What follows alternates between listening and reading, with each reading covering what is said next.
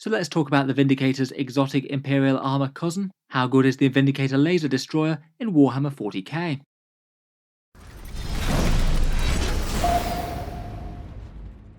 Hello and welcome back to Auspex Tactics, where today I thought we'd do a focus unit review for the Vindicator Laser Destroyer, talk about how good they are in the grim darkness of the far future, and how they compare with the standard Vindicator siege tank and other anti-tank options in Codex Space Marines.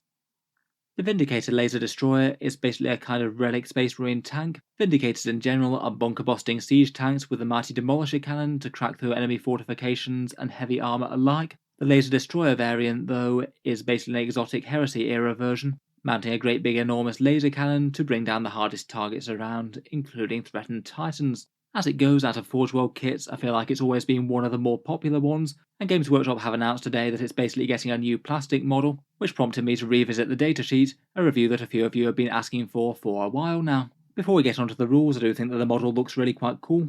A fairly faithful rendition of the previous one. I think perhaps the best thing about it is that it gives you the option to either build it with the Laser Destroyer option or with the Demolisher Siege Cannon. It's really quite cool to see it having that main flexibility, and you could probably magnetise between the options with a little bit of cutting and sticking. I think if I were picking up a Vindicator tank for Warhammer 40k, I'd certainly be tempted by this. I always quite like the idea of having the option of fielding multiple datasheets and magnetising out between options, and this one would certainly fix that gap.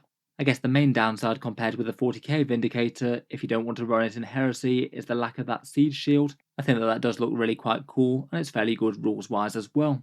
Price-wise, this is very likely to be £42.50, €55 or $70, the same price as that Deimos Predator that they came out with recently, and that's the same price as the current Space Marine Vindicator. I think if you were picking up one of these heavily armoured siege tanks, I'd certainly consider this one if you like the aesthetic.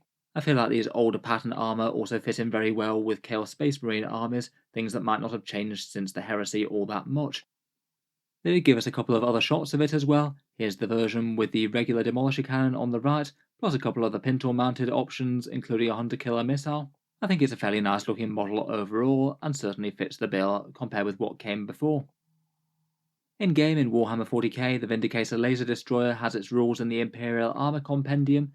It's a heavy support choice for Codex Space Marines. Unfortunately, unlike quite a lot of Forge World choices, this one didn't get lumbered with the relic keyword, so you don't have to pay an extra command point over and above its points cost. That's one thing that makes fielding things like the Sakaran tanks and some of the Dreadnoughts a little bit painful, compared with some of the Codex options. Statline wise, it's very similar to the normal Vindicator. Toughness 8, 11 wounds, and a 3+ armor save. It gets a Storm Bolter and can pick up a Hunter Killer missile for an extra 5 points. But of course the main advantage of it is that enormous laser volley cannon, which on both profiles gets 3 shots at 36 inches. The 2 profiles that you get are both fairly fearsome. If you don't overcharge, then it's 3 shots at strength 9, AP 3, and damage D3 plus 3. A fairly hefty anti-tank shot just in the first place there, but the overcharge profile is even more impressive. It goes up to strength 10, AP minus 4, and a big flat damage of 6. Really quite a massive anti-tank punch there, and you could be gunning down certain lighter vehicles in a single failed save if you get a hit. Like most overcharging things, you do have the capacity to take a little bit of damage to yourself, but interestingly enough, this one only suffers any mortal wounds if you don't remain stationary, and it only takes one if you move anyway, which isn't the end of the world on an 11 wound profile, I think. Overall, this thing definitely is a dedicated heavy tank destroyer, as you'd expect, and it does fire its output at a fairly decent range too. This thing's always going to get weighed up against the standard Vindicator, I think, which for Codex Space Marines at the moment is 120 points, with basically the same defensive profile, but actually slightly improved for the lesser points cost. They now get their Vindicator Siege Shield just built in for free. This one gives you a +1 to your save against ranged attacks, so it's basically a 2+ save there. Quite a nice durability upgrade, particularly as it costs so much less. The standard Space Marine profile is only 24 inches and D6 shots at strength 10, AP 3 and damage D6 though, very swingy depending on whether you roll any 1s for number of shots or damage. The range is also shorter, and also having the blast keyword can be a problem. If the tank gets tagged in combat, it's not going to be doing anything. It's perhaps one of the most vulnerable vehicles in 40k to that now.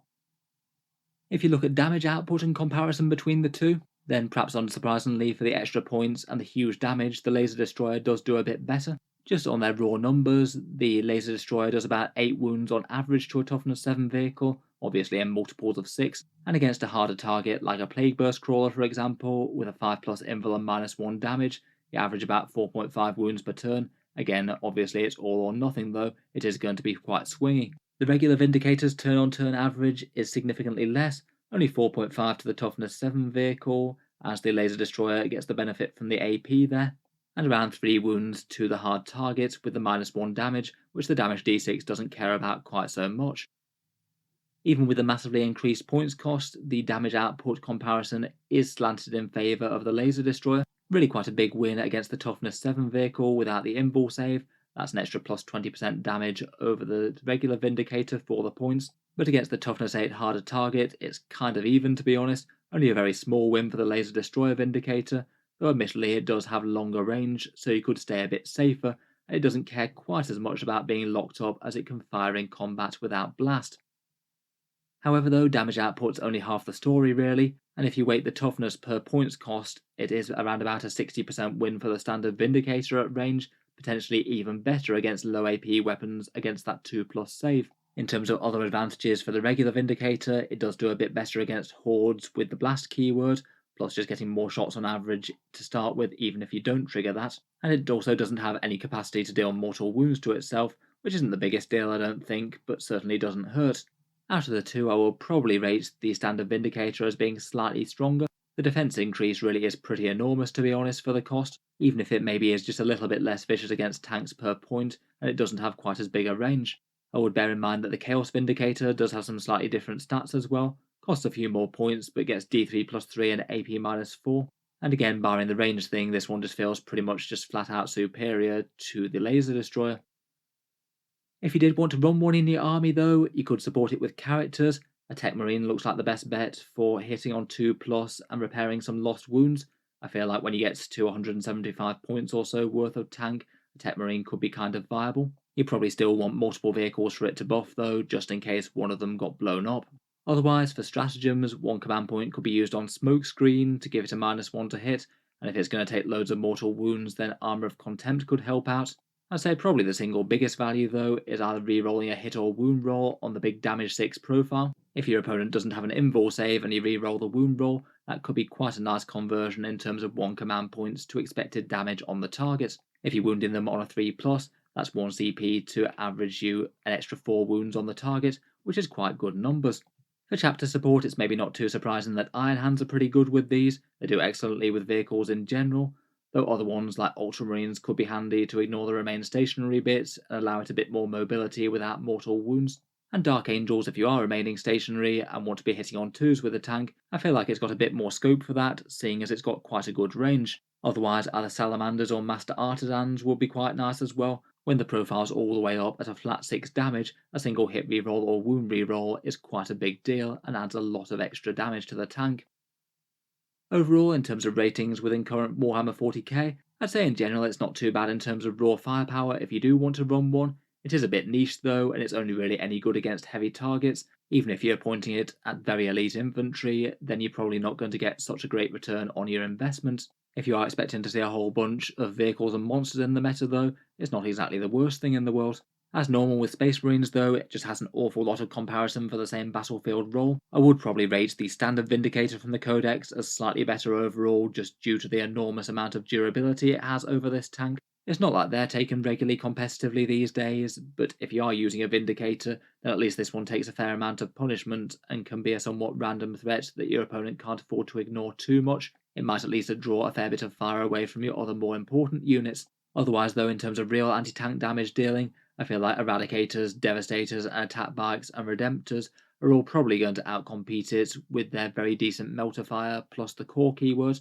Being able to get some rerolls from Captains, Lieutenants, and Chapter Masters is pretty excellent, and I think that will generally put them ahead alongside their various other advantages like being infantry, better speed, or some melee in the case of the Redemptor. Overall though, I'd say they're not unusable if you do want to put them on the table. Not top tier for Space Marines, but it's kind of fun to see such a cool model in plastic, and I'm sure at least a few people will use them as a result. Let me know your thoughts though. What do you make of the Vindicator Laser Destroyer's rules and the model? Look forward to hearing your thoughts down in the comments. If you've enjoyed the video, then feel free to subscribe to Auspex Tactics. I'll certainly keep the regular 40k videos coming. I'm sure we'll have plenty more for all the Space Marines and lots of other unit reviews. Finally, if you have been enjoying the videos on the channel, I would just like to mention that Auspex Tactics has a Patreon page as well. You can find that links down in the video description. The channel's Patreon is what allows me to keep on making videos like this quite so regularly, with new ones out just about every day. Channel patrons do get a fair few advantages, seeing certain videos early, regular votes to see what sort of things happen next on the channel, and automatic entry into the regular prize giveaways with a chance to win some really big model kits each month. If any of that sounds good to you, or you'd just like to help support, the link is down in the video description. In any case, a massive thank you for listening, and I'll hope to see you guys next time.